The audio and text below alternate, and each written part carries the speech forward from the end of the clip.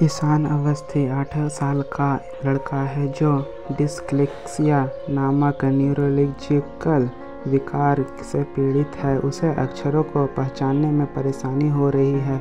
वह मुश्किल से पढ़ और लिख पाता है। अक्षर और संख्याएं उल्टी लिखी जाती है और शब्दों की वर्तनी अक्सर गलत होती है। वह कई निर्देशों का पालन नहीं कर सकता और उसकी मोटर साइकिल खराब है। अन्य सामान्य पढ़ते बच्चों से अलग होने के कारण उसे हमेशा गूंगा, बेवकूफ़ और आलसी समझा जाता है।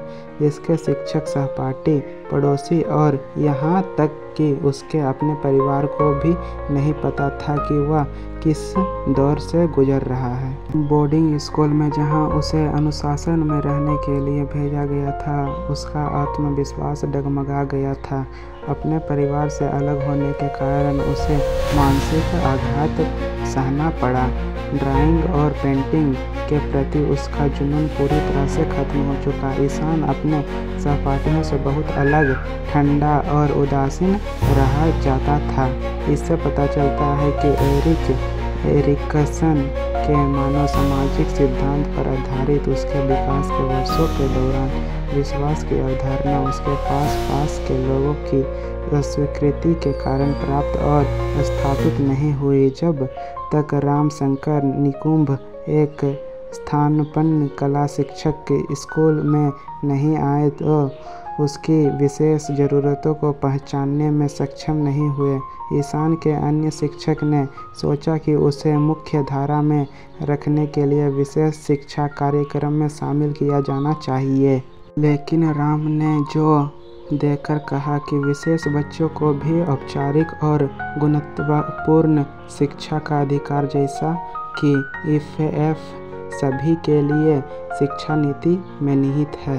राम का मानना है कि हर बच्चे की अपनी क्षमताएं, इच्छाएं और सीखने की गति होती है। राम ने ईशान को डिसलेक्सिक होने के कारण होने वाली कमियों को प्रबंधित करने में मदद की। राम शैक्षिक मनोविज्ञान का उपयोग करके ईशान की क्षमताओं को उजागर करने में सक्षम है। ईशान को निरंतर अभ्यास और समस्या समाधान जैसे उचित हस्तक्षेप उपाय दिए गए थे।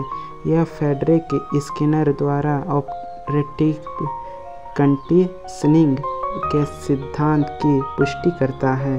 किसी व्यक्ति को उसके कार्यों के परिणाम स्वरूप पुरस्कार या दंड देकर प्रशिक्षित किया जा सकता है। ईशान को अपने शिक्षक द्वारा स्वीकार किए जाने वाले, देखभाल किए जाने वाले, मूल्यवान होने और प्यार किए जाने वाले अमूल्य पुरस्कार के कारण सीखने के लिए प्रेरित और अनुकूलित किया गया था। फिल्म का एक विशेष दृश्य मुझे कई बार रोने और किसी दिल की अच्छाई का एहसास कराया है।